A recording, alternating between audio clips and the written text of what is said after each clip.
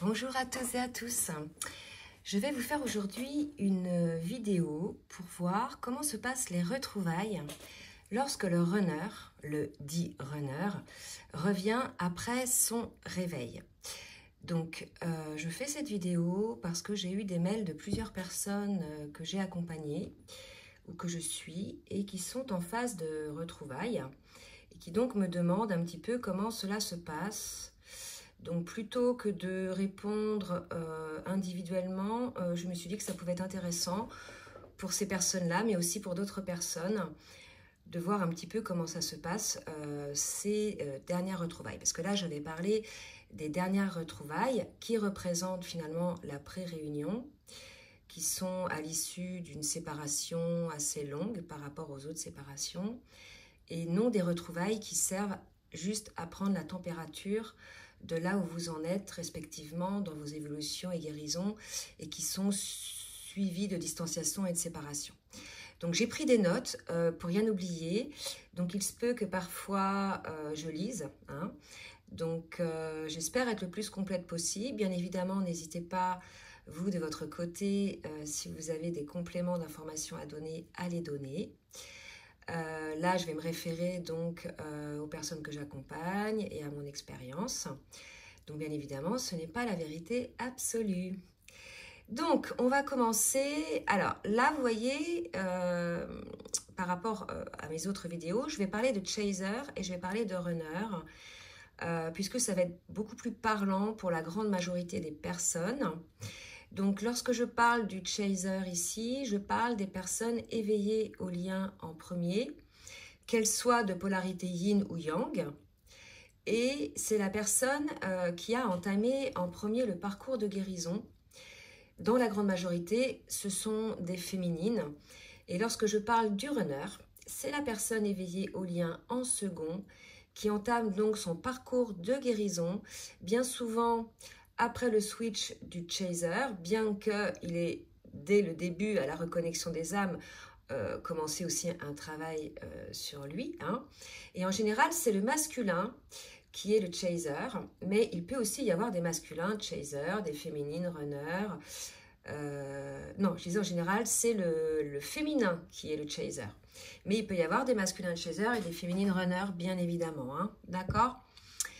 Donc là, je dis bien dans mon titre, lorsque le runner se réveille et non s'éveille, car pour la grande majorité, il ne réalise pas encore, au moment des retrouvailles, la connexion qu'il y a entre vos âmes et la dimension alchimique, on va dire, de votre lien. Bien qu'il sache, qu'il sente que cet amour est bien différent de ce qu'il a pu ressentir dans sa vie, dans d'autres histoires d'amour, malgré tout, il n'arrive pas à s'éveiller à ce lien, à comprendre toutes les dimensions de ce lien. Donc, je parle ici plus précisément des retrouvailles qui ont lieu après ce qu'on appelle le grand switch du chaser, donc, et d'une longue séparation par rapport aux autres séparations sur le parcours. Là, le runner revient à l'issue de ce grand switch plus ou moins éveillé, réveillé au lien. Donc, bien évidemment, vous l'avez compris, je ne parle pas des mini-switches que la féminine, donc chaser, peut avoir tout au long du parcours.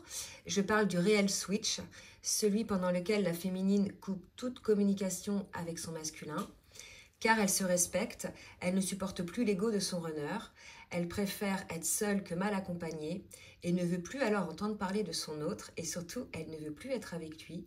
Elle se demande même comment elle a pu souhaiter être avec cette personne. Elle n'a plus d'attente envers son masculin, donc son runner, à ce moment-là du switch. D'accord ? Donc là, il faut bien le dire, la féminine à ce moment-là, elle est aussi dans son ego, il y a une petite résurgence d'ego, mais cela est nécessaire pour qu'elle se priorise et se retourne complètement vers elle, alors qu'avant, elle se retournait vers son runner. Alors, je vous disais, elle se demande même comment elle a pu aimer cette personne. C'est vrai que c'est quelque chose qui peut arriver. C'est assez déstabilisant d'ailleurs. Mais ne vous inquiétez pas, les sentiments et l'amour est toujours là finalement, mais il est un petit peu étouffé par l'ego. Mais les sentiments reviennent bien évidemment et les émotions qui vont avec après. Donc ce moment du switch peut durer plus ou moins longtemps.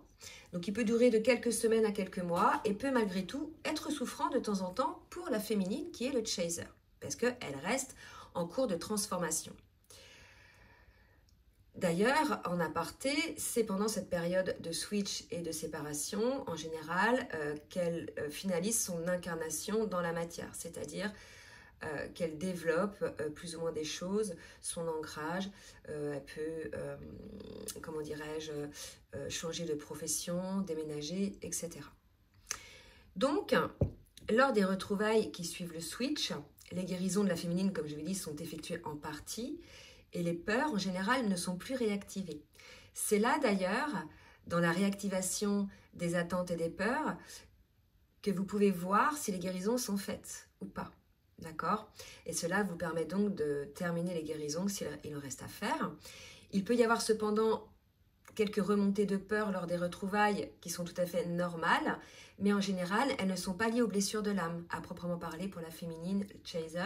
Elles peuvent être liées à soi-même. A-t-on finalement envie de repartir sur le lien? Ou sommes-nous bien avec nous-mêmes? Ou est-ce que je suis prête pour être dans ce lien avec mon autre, etc. Ça va être plus des questions existentielles que va se poser à ce moment-là le chaser. Donc j'ai pu observer que certaines féminines chaser, donc lorsque le masculin runner revient en retrouvailles, tourne le dos et lâche le lien. Pour certaines, c'est le cas.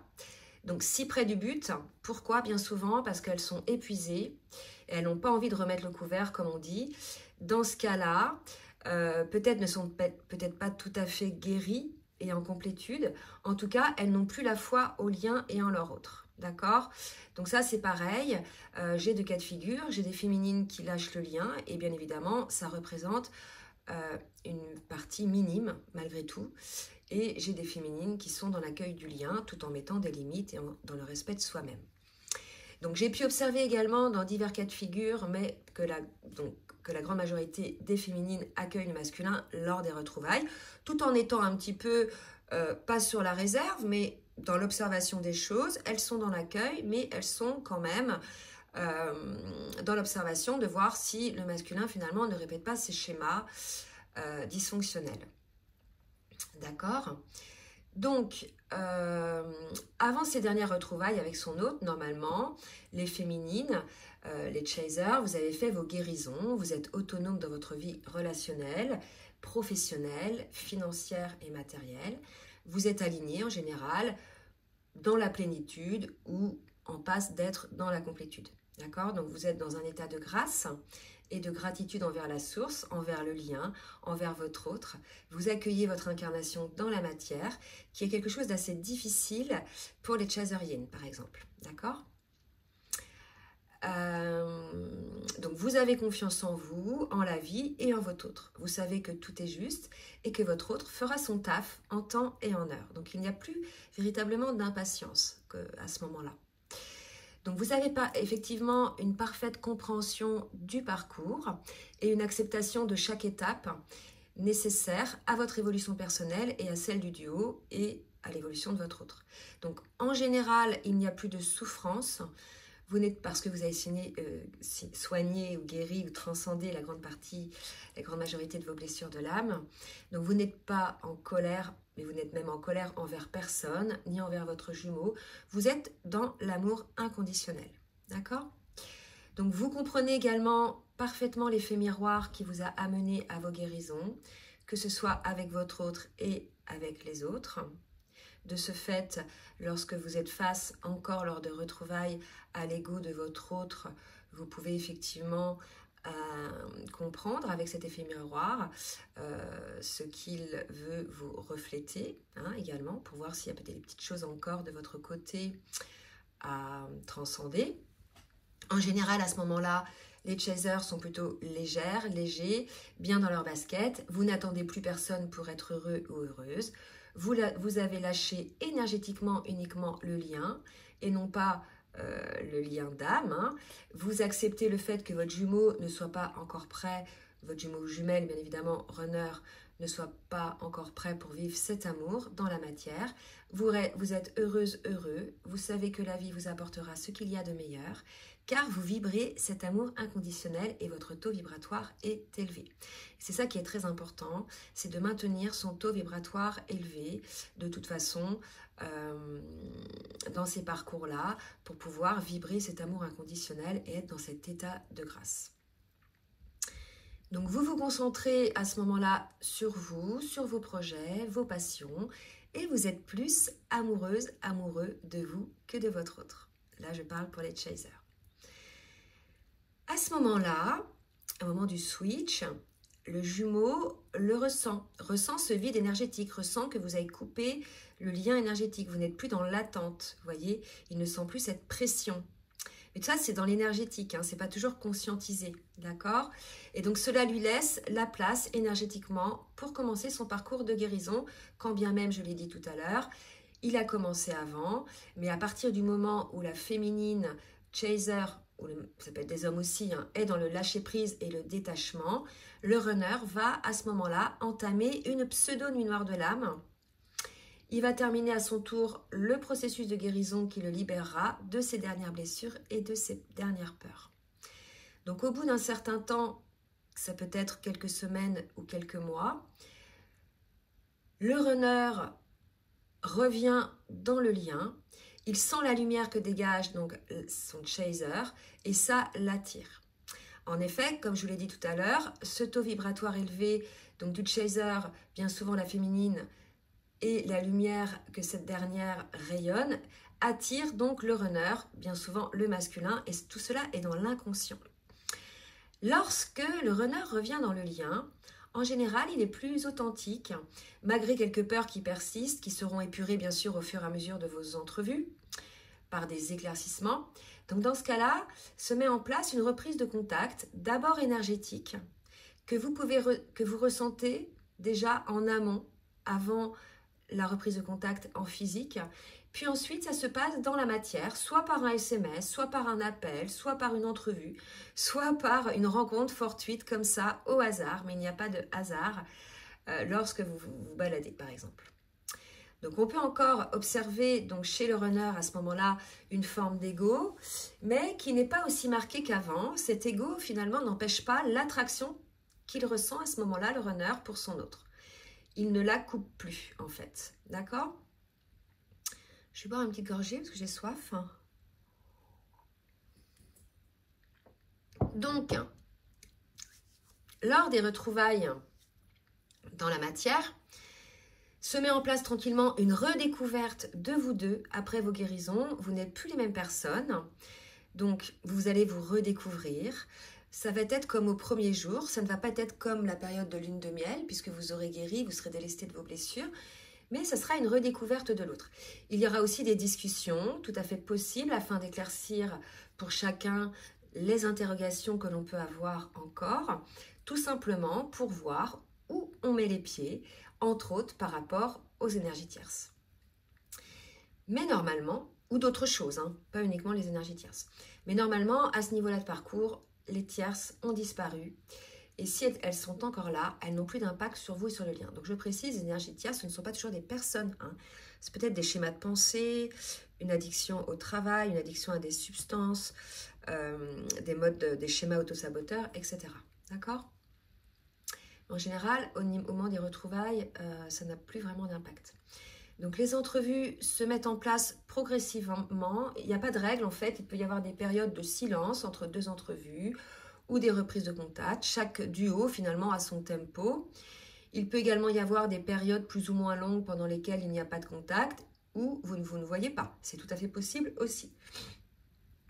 Et cela est juste. C'est un temps finalement d'intégration des échanges énergétiques qui se sont effectués lors des précédentes entrevues et des mots que vous vous êtes dit. Donc en fait, à chaque fois qu'il y a une retrouvaille, il y a un échange énergétique, il y a un échange de mots. Donc après, tout ça, on doit le digérer, d'accord? C'est ce qu'on appelle le temps d'intégration pour conscientiser finalement. Vous voyez, ces distanciations-là, dans ce cas-là, ces temps d'intégration, donc sont là pour qu'on conscientise l'un et l'autre, runner chaser, et qu'on guérisse ses dernières peurs. Donc le masculin qui revient en retrouvailles, dans la grande majorité, c'est un masculin, mais il peut y avoir des féminines, que l'on appelait le runner. devient à ce moment-là ex-runner, c'est-à-dire qu'il ne va plus fuir son autre. Il est poussé tout simplement à revenir vers, bien souvent c'est la féminine, bien qu'il peut y avoir des hommes, chaser qui est maintenant l'ex-chaser, d'accord?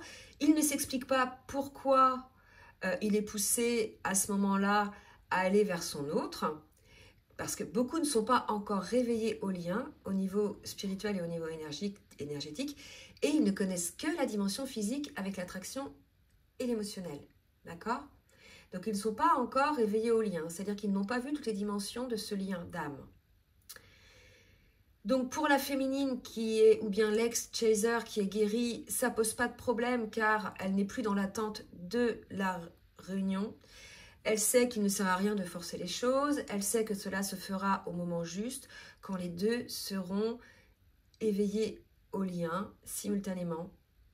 Si vous êtes encore féminine ou chaser et chaser dans l'attente de la réunion, c'est que vous avez encore de l'ego et qu'il y a encore des choses à guérir. D'accord? Je précise qu'il peut y avoir aussi quelques guérisons qui se feront à deux pendant les retrouvailles et après pendant la phase de réunion. À ce niveau-là, l'ex-chaser ne réagit plus quasiment aux remontées de l'ego de l'ex-runner. Elle sait qu'elles sont liées à des peurs et des blessures de son autre. Et dans ce cas-là, elle ne surréagit pas. Elle n'alimente plus les schémas dysfonctionnels de son autre. D'accord? En tous les cas, l'ex-runner a envie de revoir sa féminine, alors qu'avant, elle représentait un danger pour lui. Et là, ce n'est plus le cas. Les échanges donc deviennent de plus en plus fluides et authentiques. Il peut y avoir le sentiment de se retrouver comme au début, ce que je vous disais tout à l'heure, lors de la lune de miel, sans peur et sans tabou. Mais vous êtes bien évidemment beaucoup plus mature par rapport à vos sentiments et vos émotions. Donc là, ce qui va changer par rapport à la période de la lune de miel, c'est que le chaser n'a plus besoin de voir son autre et d'être à ses côtés. Elle est sortie de la dépendance affective. C'est uniquement une envie. C'est-à-dire que le besoin de voir son autre est remplacé par l'envie. D'accord ? Je dirais alors que c'est le runner, l'ex-runner qui la réalise lors de son réveil, qu'il a envie de voir sa féminine, d'avoir de ses nouvelles, de lui faire l'amour. Pour certains, c'est un appel énergétique très fort. Donc, il accueille les sentiments qu'il ressent pour sa féminine, donc il avance tranquillou, mais tout en étant à l'écoute de ses ressentis et en ne les repoussant plus. D'accord ? Donc, n'oublions pas que dans ce lien particulier de flamme jumelle, l'aspect énergétique est très important. On ressent son autre, on ressent sa douleur, ses souffrances, ses joies, ses désirs. Au début, on n'a pas conscience que ce que l'on ressent ne fait pas partie de nous-mêmes. Et quand il arrive quelque chose, par exemple une douleur physique d'un seul coup, ou une tristesse, ou une souffrance émotionnelle, alors qu'on était très bien, on faisait quelque chose, on était occupé, d'un seul coup, paf, on se retrouve plombé, bien souvent, ça appartient à votre autre. D'accord ? C'est l'aspect reliance énergétique. C'est pas toujours un cadeau. C'est de ça d'ailleurs, de ça que je parlais d'ailleurs en début de vidéo, lorsque je disais que la féminine ressentait son autre revenir dans l'énergie. Donc, les retrouvailles, ne vous imaginez pas que ça va être un long fleuve tranquille. Vous allez, c'est une période de réajustement, une période de réglage, pour apprendre à être à deux. Vous vous êtes beaucoup transformés l'un et l'autre. Vous devez, comme je vous l'ai dit, vous redécouvrir. Et vous devez aussi réapprendre à interagir ensemble, d'accord? Donc bien que cela deviendra beaucoup plus fluide qu'avant la guérison des blessures, il peut y avoir des remontées d'ego de temps en temps, des petites distanciations de temps en temps, mais ce ne sera pas des séparations, puisque là, le chaser est quand même réveillé au lien. Il n'est plus dans le déni du lien. D'ailleurs, donc dans cette période de réajustement, le runner ou ex-runner peut vous tester pour voir si vous avez vraiment changé, pour voir si vous avez guéri de vos blessures, car il ne suffit pas de le dire, il faut aussi le vibrer. Donc à cette phase, en général, vous êtes tous les deux dans la lumière, vous avez atteint un état de béatitude. Vous êtes plus ou moins aligné, en complétude ou bien en plénitude si la complétude n'est pas tout à fait atteinte. Donc, en général, donc la chaser, je vous ai dit en général c'était les féminines, on va partir du principe que la grande majorité des chasers sont féminines, de polarité yin pour beaucoup. Donc dans ce cas-là, la féminine a développé son yang dans la matière, elle est yin à l'intérieur, mais elle a développé son yang dans la matière. Et le masculin, qui est dans la grande majorité yang, lui, a développé son yin en connexion avec son âme et la 5D, d'accord, puisque lui, il était bien ancré dans la matière. Donc, vous voyez, il y a eu un échange énergétique qui s'est fait, un rééquilibrage énergétique qui s'est fait, et maintenant, les deux sont alignés.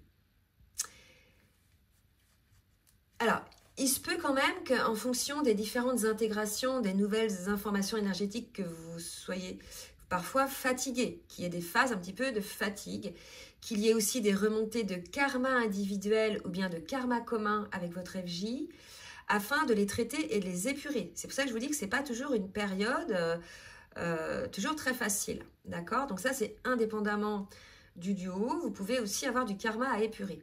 Donc ça, c'est normal. Parce qu'à partir des retrouvailles, la grande partie des choses à épurer, entre autres du karma commun, cette épuration de ce karma peut se faire à deux, en conscience, là où avant c'était surtout la féminine qui faisait le taf, qui libérait le matériel traumatique, le sien et celui du masculin. Vous voyez? Et là, ça va être un travail d'épuration qui va se faire à deux. Donc surtout, lors des retrouvailles qui peuvent durer plusieurs semaines à plusieurs mois, ne soyez pas dans l'impatience, soyez dans l'accueil de ce que chaque entrevue vous demande comme temps d'intégration. Ne retombez pas dans vos schémas dysfonctionnels d'impatience et d'attente, accueillez ce qui est, acceptez-le et tout se déroulera comme vos âmes l'ont prévu et non comme votre ego mental le souhaite. Souvent, dans cette période, se dessine la mise en place de la mission de vie de chacun des jumeaux. Et cela, si cela n'est pas encore fait, il peut aussi se dessiner la mise en place de la mission commune des jumeaux.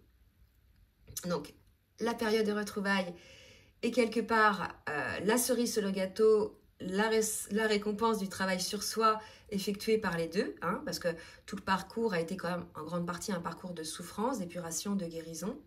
À part la période de lune de miel, après, il y a eu les différentes phases du parcours que je vous invite à regarder. Et là, la phase des retrouvailles, c'est quelque chose quand même de beaucoup plus doux pour les deux. Parce qu'on a guéri des blessures, donc on va être beaucoup mieux dans sa vie, beaucoup mieux dans nos vies avec les autres, avec nous-mêmes et avec notre autre. D'accord? Donc malgré tout, ce n'est pas le monde des bisounours. Car vous pouvez vous retrouver confrontés l'un et l'autre à des montées d'ego qui vous éloignent aussi loin l'un de l'autre. D'accord? C'est tout à fait possible aussi, c'est ce que je vous ai dit tout à l'heure. Donc accueillez ce qui est et ayez la foi en votre autre, en vous et en la source qui orchestre de toute façon ce moment charnière. On croit qu'on décide quoi que ce soit, mais je peux vous assurer que c'est un leurre. D'accord? Quand les choses doivent se mettre en place, elles se mettent en place. Quand les choses ne doivent pas se mettre en place, rien ne sert de forcer. D'accord? Donc, il se peut aussi que vous soyez à ce moment-là attaqué par des énergies sombres qui ne veulent pas que vous rayonniez la lumière individuellement ou à deux. Donc ça, c'est bien évident. Cela peut intervenir de différentes manières. Cependant, le chaser, en général la féminine, éveillée au lien en premier, est capable de le percevoir, de le sentir et d'agir en conséquence afin de mettre des protections sur elle, sur son autre et sur le lien. D'accord? Donc là, je répète, arrivé à ce niveau de parcours, l'âme éveillée au lien en premier, dit le chaser, est capable de faire ses soins de manière autonome. D'accord? C'est votre rôle en fait. Donc normalement, vous devez le faire seul. Il ne faut plus le demander à l'extérieur. Surtout que comme vous êtes dans des énergies de retrouvailles, vous ne savez pas entre les mains de qui vous mettez vos énergies. D'accord? Donc ça, c'est très important. Pareil, évitez de parler de votre lien et de vos retrouvailles avec d'autres personnes, car les intentions des autres ne sont pas toujours bonnes envers cet amour, qui peut paraître lumineux pour certains, et cette énergie que vous dégagez l'un pour l'autre. D'accord? Il peut y avoir une sorte de jalousie, même inconsciente, à ce que vous soyez heureux et rayonnant, même aux côtés des autres FJ. D'accord? Évitez d'en parler, c'est très important. Vous parlerez de votre couple lorsqu'il sera bien intégré dans la matière. De toute façon, vous sentirez bien en vous qu'il vaut mieux encore garder cet amour secret et ne pas en parler tant que votre couple n'est pas intégré complètement dans la matière parce qu'il est encore fragile. D'accord? Quand vous serez en réunion, pas au début de la réunion, mais un petit peu après, vous pourrez effectivement en parler. Mais là, pendant cette phase de retrouvailles, mieux vaut ne pas en parler. Voilà. J'ai fini mon petit speech sur ces retrouvailles. Donc pour celles et ceux qui en sont là, j'espère avoir répondu à vos questions par mail. Et je vous souhaite de belles retrouvailles. Et pour les autres, ne désespérez pas, chaque chose arrive au moment opportun. Je vous fais des gros bisous et n'hésitez pas, donc, si vous voulez un rendez-vous pour un accompagnement sur votre parcours ou bien une quittance personnalisée, à m'écrire à l'adresse mail qui est en bas de la vidéo dans la barre de description. Je vous fais des gros bisous, à très bientôt, bisous bisous.